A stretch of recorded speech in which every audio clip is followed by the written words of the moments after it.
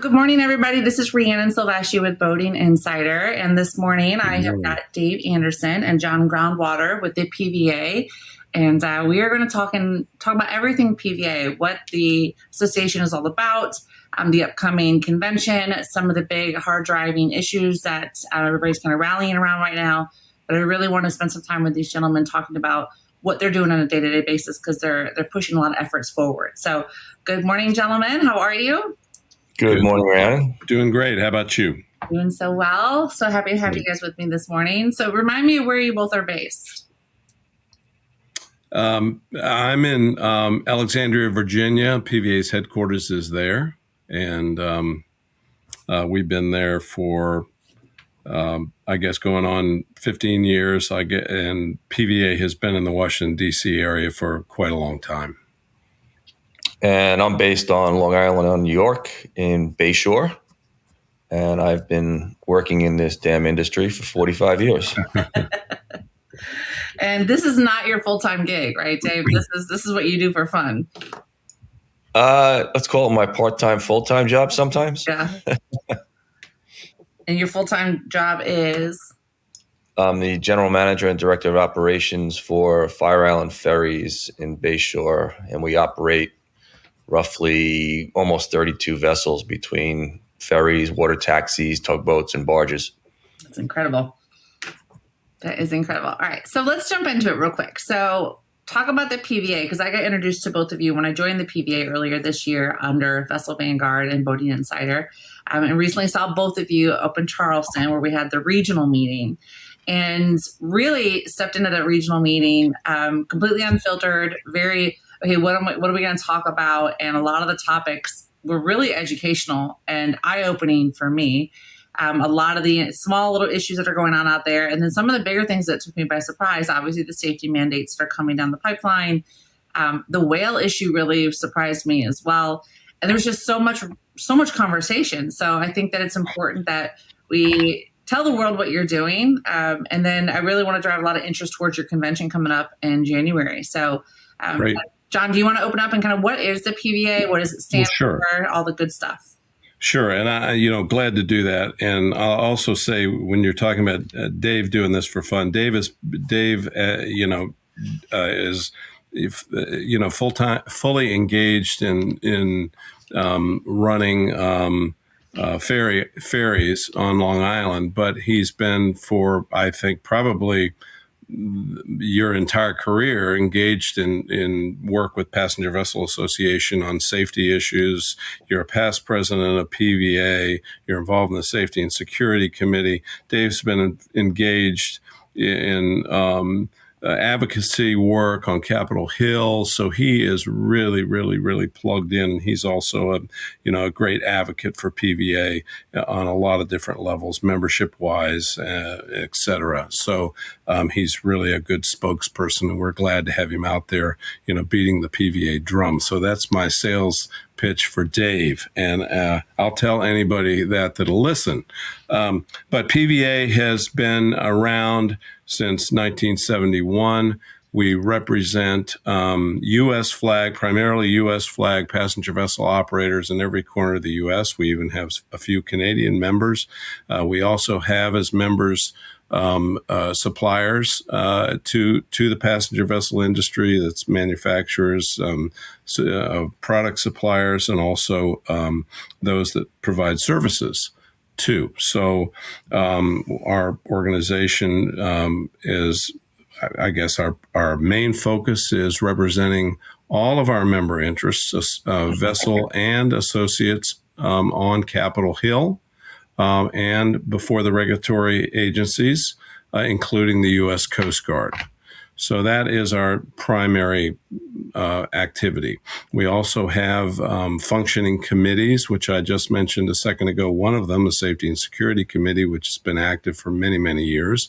And those folks are actively engaged in issues, everything from LED lighting to crew training, and just preventing slips, trips, and falls on passenger vessels, and just on and on and on.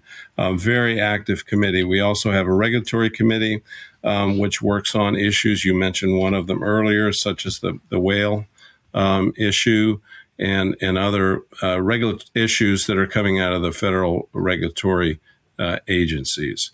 We do lobby on Capitol Hill. We've got a congressional fly-in that's coming up next week that will have folks. Dave's participating in that, and others, where we'll go up to Capitol Hill and we'll sit down with members of Congress and their staff and talk about issues facing our industry in general.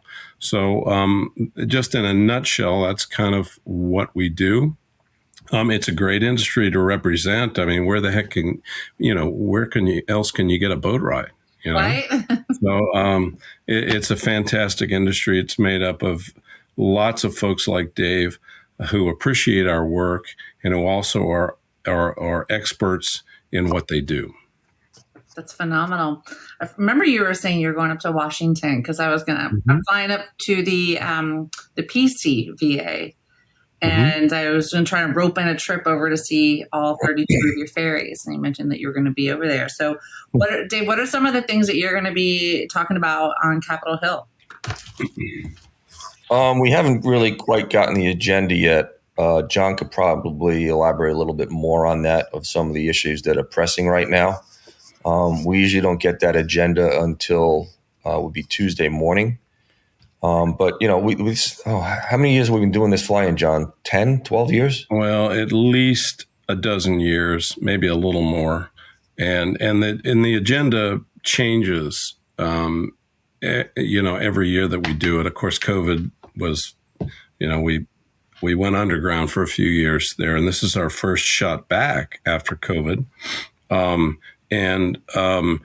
It will depend upon the makeup of our groups, and we put our groups together based upon where they're from primarily, and then we'll set up the meetings based on their sort of constituency, if you will, based on their representatives, and the Georgians will go see, Georgia representatives primarily, and Floridians will see Floridians, and New Yorkers will go see New Yorkers. So the issues will change.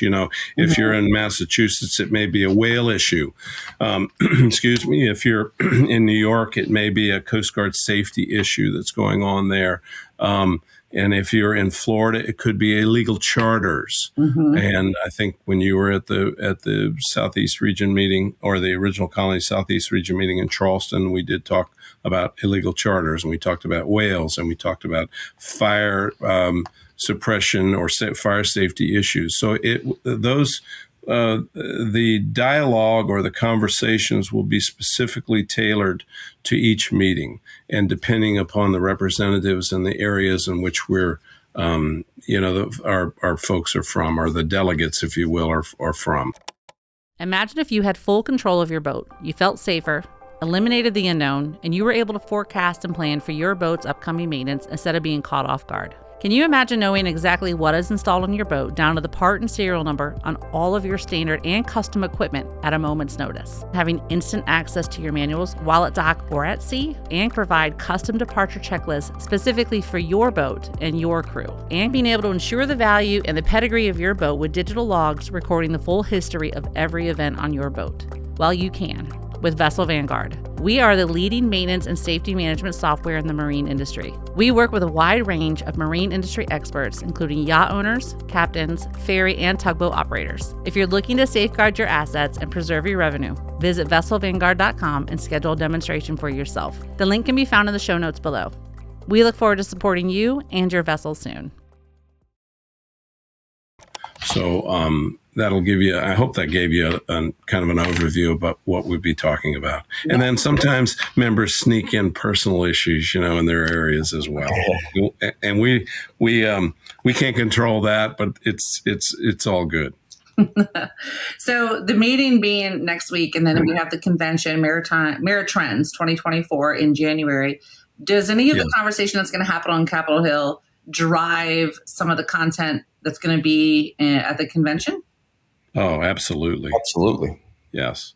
And Dave can probably talk about what it's like to be a delegate or an attendee there more so than I. I can talk about what it's like to put it all together and make it all happen. And he could, Dave, I don't mean to No, not at all. throw you under the bus, but in terms of that, but the convention, which by the way is January 27th through the 30th in Portland, Oregon, it's at the Hyatt Regency Portland and the Portland Convention Center. Spectacular venues, really a brand new Hyatt Regency there, and virtually a brand new convention center. Both of those facilities have barely been used, and they're across the river from downtown Portland in a great location. We'll have about 100 exhibitors and hopefully 700 attendees, which will be made up of not only vessel operators from every corner of the United States, but also associate members too. So it's very focused. A lot of these associates, or the vessel members rather, are key decision makers in their companies. So it creates kind of a powerful grouping. Yeah. And we'll have 50 to 60 at least sessions and special events which cover topics on operations, safety, Coast Guard, marketing. Artificial intelligence is a big thing that's going to be focused on this year. Artificial intelligence and how it affects passenger vessel operations. You could stop and say to yourself, well, how would that be? But we've got quite a few presentations on AI and how you as a passenger vessel operator might use this emerging technology to improve operations, maybe even improve marketing, improve day-to-day operations, hiring and retaining employees, of course, which is talked about at our region meeting. So that helps you. Shipyard management topics, how to improve your experience in shipyards, ferry topics, renewable energy topics, and on and on and on. So there's really something for everybody. And I'll say this, I'll wrap this up. The last day of the convention will be is a new little twist we've got. I don't even know that Dave knows about this yet, because we haven't really marketed it too much, but we're calling it a Passenger Vessel Operators Day. The whole day is going to be a one-room kind of thing, just tailored for passenger vessel operators. And it will include presentation by Coast Guard, by passenger vessel operators, and also vendors and suppliers.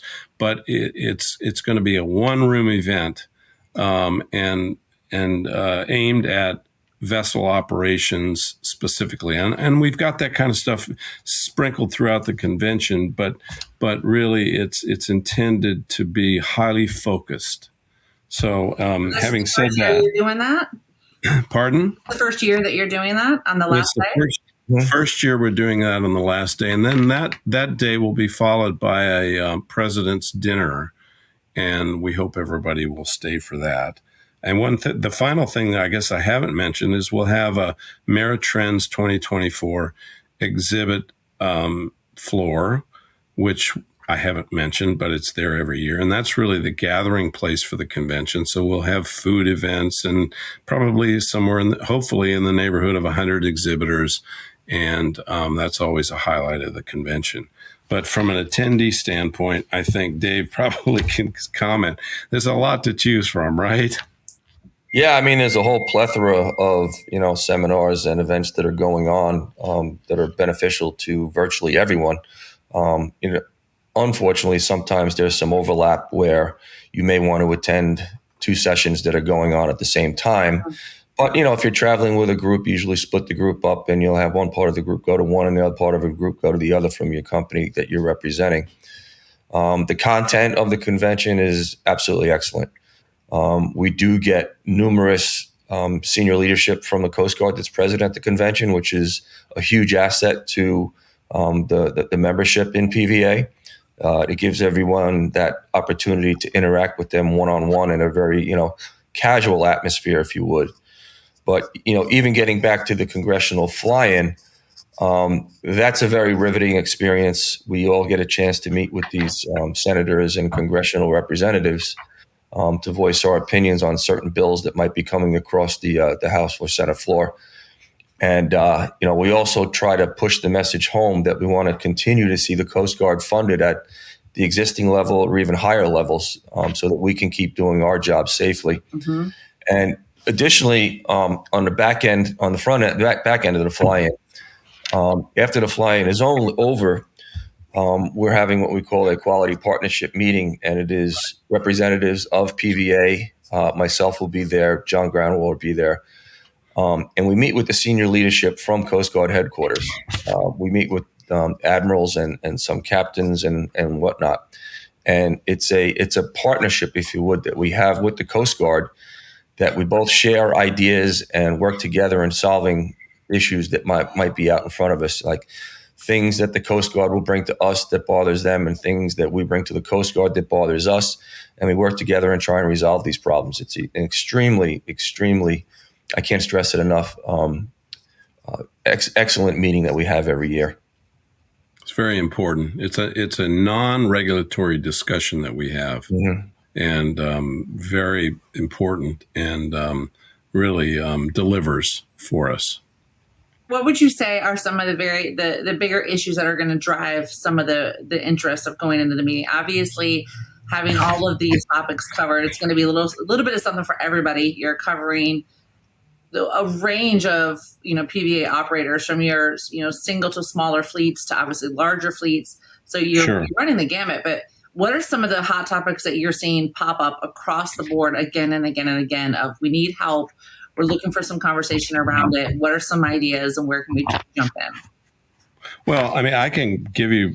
We're working on the program right now for the convention, and we'll work on the program right up until the program opens. And as Dave said, we'll have government folks involved, including the Coast Guard, in the convention, which is really important. And we've gotten feedback from folks like Dave and others that says, that have said, it's really good for you to invite the Coast Guard and involve the Coast Guard in programming, because we get a chance to talk to them offline too. We hear what they have to say at these presentations, but we actually get to pull them aside, buy them a cup of coffee, and actually we get business done.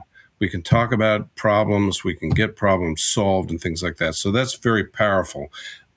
We'll have senior Coast Guard attend as well. So that's good too. We'll also have senior government officials in other areas. One, for example, we're hoping to have the government reps to talk about the Capital Construction Fund, which is one of PVA's lobbying successes, which is in a sense a vessel IRA that we were able to push through Congress, and where you can save tax-free, save money to make capital investments in vessel construction and improvements and those kinds of things. And we'll hopefully have a government representative there to talk to talk to our members and make a presentation about how to participate in the CCF, or the Capital Construction Fund. But we've got a presentation about evolution in boat building, and we've got a fixed fire suppression and fire detection presentation, and we've got one that's entitled AI-powered chatbots for customer support.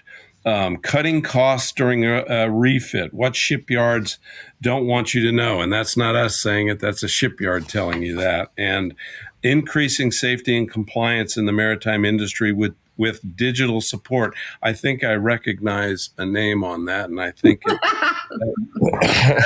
I think her name is Rhiannon. Is that right? Does that sound familiar? Yeah. So I'm sorry I mispronounced that. So we have propulsion topics. Oh, and here's marine insurance. I didn't mention marine insurance. Mm-hmm. That's always a hot topic, because marine insurance is something that's on the top of minds of operators year after year, because the markets change. And the markets are always, fluctuating based on, insurance capacity, available insurance capacity, and other kinds of frankly uncontrollable situations. We've got hiring, retention, training of crew members. This is interesting. The importance of well-executed exterior vessel branding. So I mean, I could go on and on and on, but it's quite a diverse program. It really something for everyone. And I think, as Dave said, just don't send one person, send more than one. And I'm not trying to be mercenary about this. It really makes sense because there's so much. Yeah. If you can send more than one person for your company, it really makes sense. And, I remember early in my career in this business, folks used to send, to quote, buying teams, to conventions and trade shows. I think you could send theoretically a learning team, if you will, from your company. If you can afford it, because there's just so much here. I don't think Dave would say I'm stretching the truth here, right? No, not at all.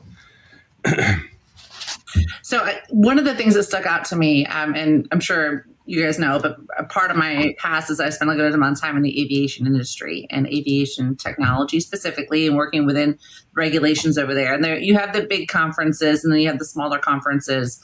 And what I loved about the more intimate, direct conferences was like the real conversations that led to real change and real impact. So being at the regional meeting in Charleston, what I saw was, you have some of these topics that are coming up, and then you have the people that are every day in this industry, right? I mean, that's really who you're catering to, is who's day in and day out working in this industry. Seems been in the industry for a long time, and there seems to be a very an interest around how do I implement some of these changes, right? Because you mentioned some big things like AI coming into this industry.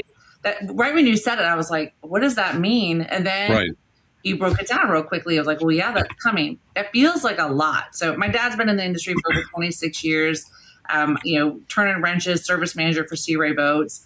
And I remember when computers hit his desk, I came home from college and he was like, I don't know what to do. I know how to go out there and take care of any boat. I know how to solve a problem with a customer in the blink of an eye. But I don't know what I'm doing, with these computers, and I got to move all this around. And it just was very overwhelming. And this was, for 10 years ago. So I'm thinking like now with all of the technology that's coming down the pipeline with AI, marketing, branding, safety conversations, all the regulatory issues coming through. And how is that hitting the main population of the PVA? I mean, is it feeling overwhelming? What are you seeing from your everyday members? Well, I should back up a little bit. In regards to what the association is about and the convention and the regional meetings, it's not so much about all the meetings in general, but it is a huge opportunity for networking with other members that you may not even know in the industry, as well as the associate members. You may have a problem that somebody else may have experienced somewhere down the road, and it'll give you that opportunity. You can get approached, or you can approach anybody else with your problems or your concern.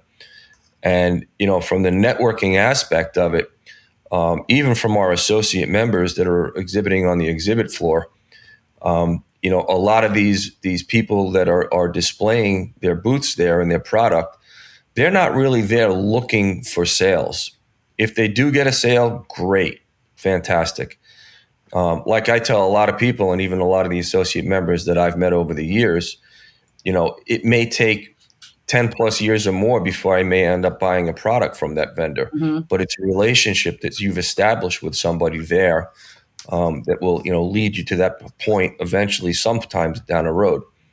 I can't stress that enough. And I've heard from several vendors that they actually get more out of the PVA exhibit hall at our convention than they do at a workboat, which is held in New Orleans at the end of the month.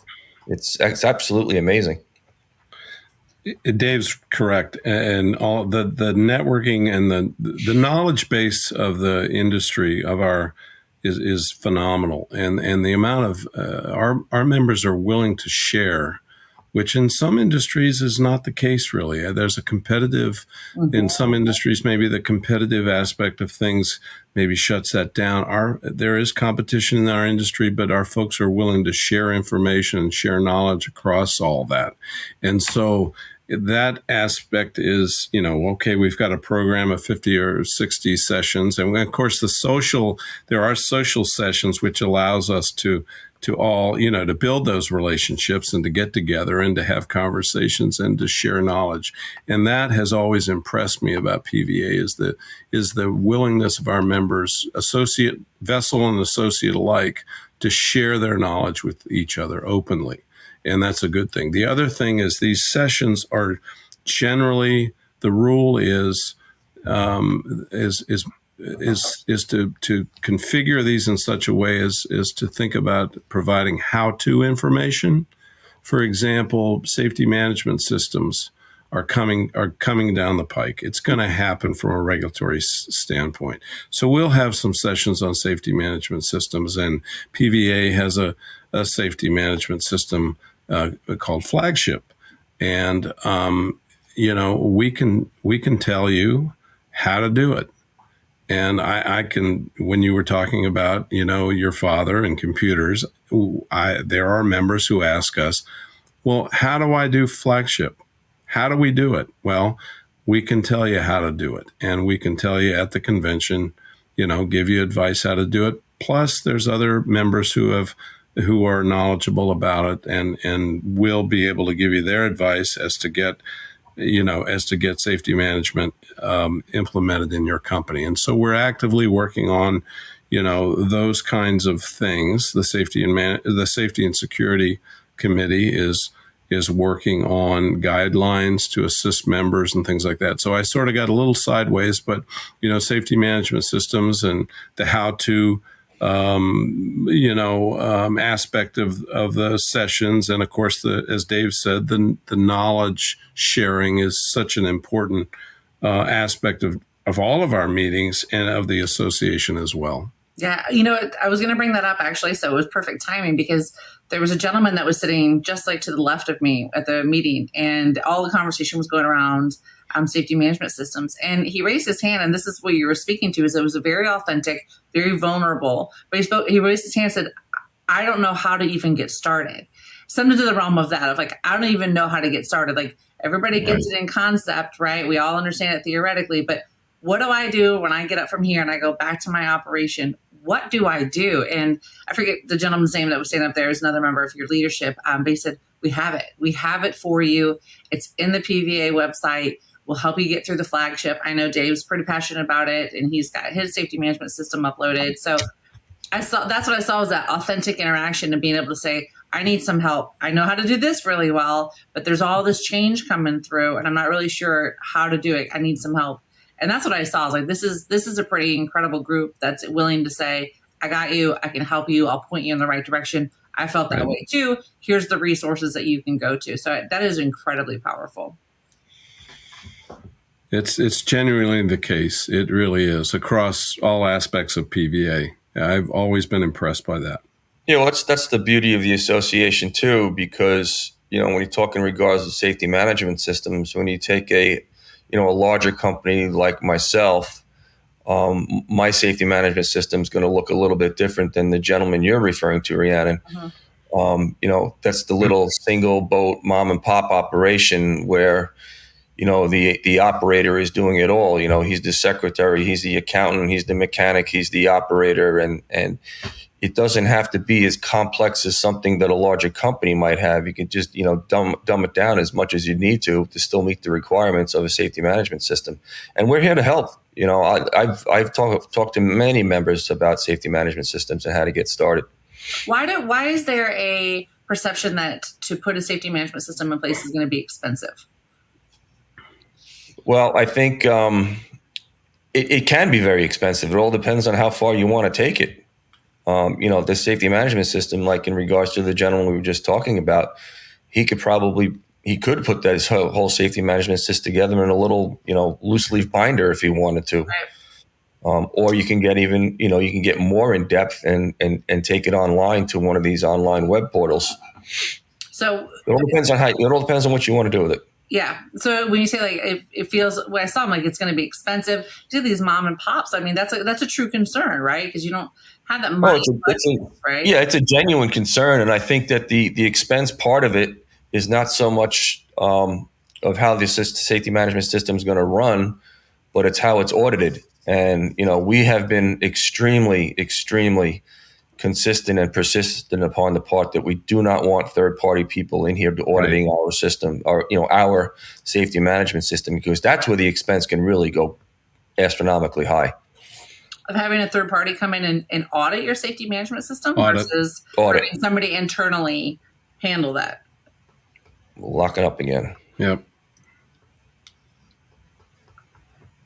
You're back. So you're saying having it audited is a big financial concern versus having somebody internally handle that?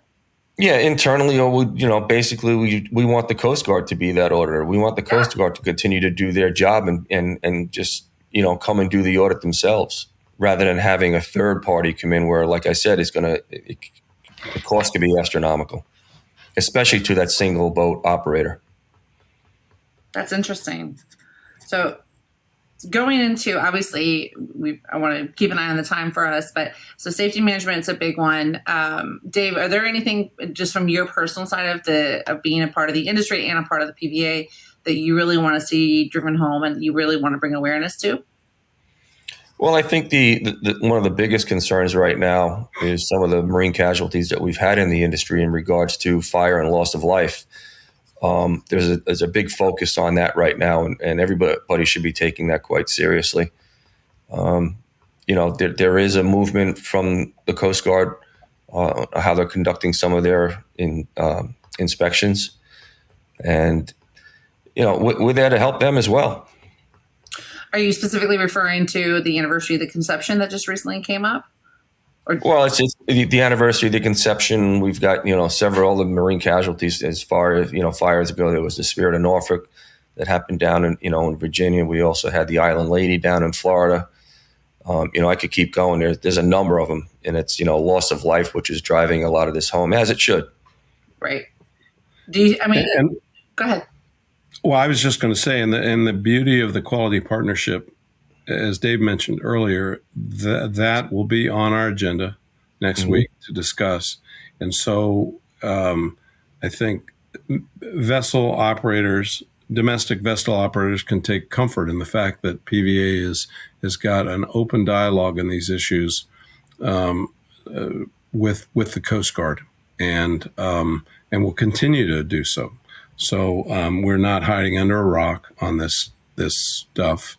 And our Safety and Security Committee is fully engaged on the issue of fire and fire suppression, and is communicating daily, I think, with the Coast Guard, and will continue to do so. So going into the, wrapping up our conversation here, we want to make sure people know about the PVA if they don't already, but more, mostly with the timing is that we have the convention coming up in January, and we'll put a link in this post out there so you know exactly where to go to see the details of it, how you would get registered, how you get your tickets, and some of the topics there. But if you were going to leave this with a message out to your current members and future members of why would you want to attend this association, well, the association in general, but also the convention coming up in January. So, I have my own words, but I'd love to hear it from you too. Well, I could sum that up pretty easily. A lot of the issues that we are faced in this industry, for an individual owner, operator, or company that is not involved in Passenger Vessel Association, to try and fight some of those fights on your own is going to be an extremely hard task for them to do. Mm-hmm. Within the association, we've got the knowledge and the expertise and the power and the right people in place to confront these issues as an industry, as an association. Dave is speaking from a vessel operator's perspective. I couldn't say it any better. I just simply would underscore what he says and say, there's more benefit and power in working together and being involved than there is in not being involved. And PVA offers an opportunity for everyone to have their opinion and their voice heard. We're a very open organization. We're 80+%. I think we did a study at one point. This small companies, we're not controlled by the large companies, and we want to hear from everyone. And we're stronger together than we are apart. And when we come together in meetings such as the region meetings and the convention, it's a place for us to hear what's on everyone's minds. And I would just simply say it's a great investment in the industry and in your company to attend. That's fantastic. There's not a lot of opportunity out there in today's world where you get a chance to be around with your peers in a very authentic, a very present meeting and be able to have conversations and make real impact. So I think it's amazing. I'll obviously be there. Portland, Great. From Florida to Portland in January. But I'm excited to be a part of the conversation. It's some real issues that are going on. There's some real change coming down the pipeline. And I think the fact that you're there for your members and you're offering a solution to let me help you, let me provide you with the resources, show up, and we will do everything that we can to assist with whatever it is that you need. So I'm grateful for you all being on here this morning. We will get this out to the world. You all will know how to register. We'll put the link down there so that you can get your tickets, you can get your flights, and you can secure your spot at the Ameritrends 2024 in Portland. All right, Thanks for having us. Thanks, Rhiannon. We appreciate it. Thank you. I appreciate you all. Enjoy your day, and we'll see you next time on Voting Insider. Look forward to it. Bye now.